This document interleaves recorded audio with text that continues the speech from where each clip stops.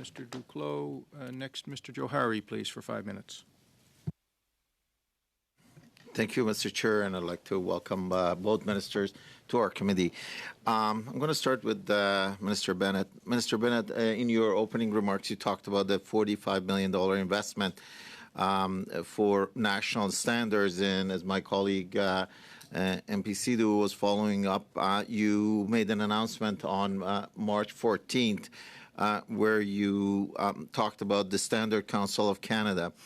And the fact that they will be working with various stakeholders. Now, can you explain to me how these standards are going to help the following? So we know the investment on mental health as part of a total health transfer is an area of interest for a lot of us. We know there are a lot of gaps as far as the timelines and as far as the delivery of the services. We know a lot of my constituents in my health community council are talking about transparency, about accountability, about reporting, regular reporting, as well as benchmark that right now we don't have, whether it's against some of the leading countries or whether it's even nationally here. Can you explain to us how these standards are going to help us? Thank you. Thank you for the question, and I very much enjoyed meeting with your council as well.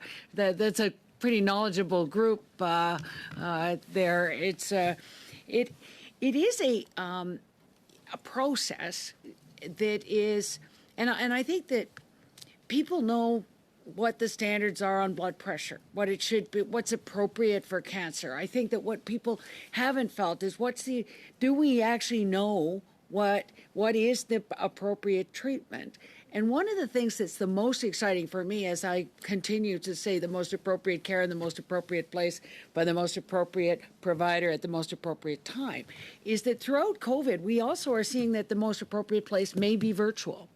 And up until now, the medical community and the mental health community hasn't had as much experience or even a way of paying for virtual care until COVID. And so what we're saying is that the developing the standards mean that Canadians will know what is the appropriate care and they can ask for it, ask their family doctor, their nurse practitioner to get it.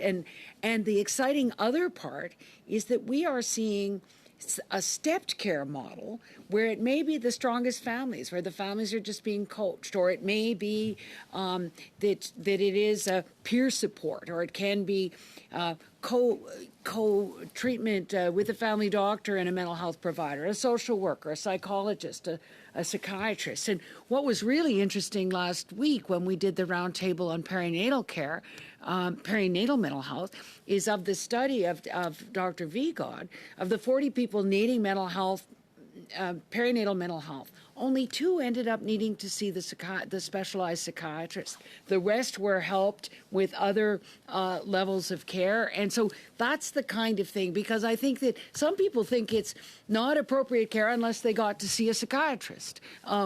We know that there are many other mental health providers who are skilled at various other aspects of mental health and substance use. So I think it's about, the standards won't mean anything on their own unless Canadians know what they are. And that's, I think that mental health literacy, all of those things that we're working on thank you, as Minister. Parliamentarians.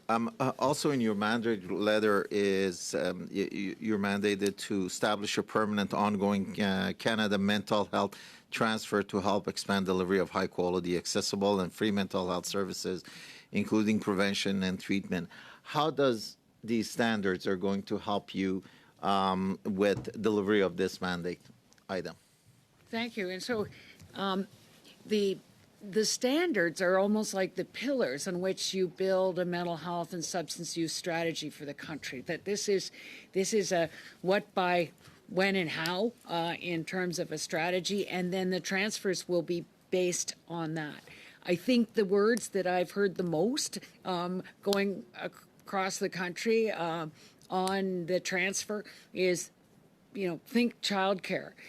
People want it to be that there would be expectations around data collection on evidence and on outcomes. And so that is, again, something that we will negotiate with provinces and territories as we are working with them now on a mental health strategy.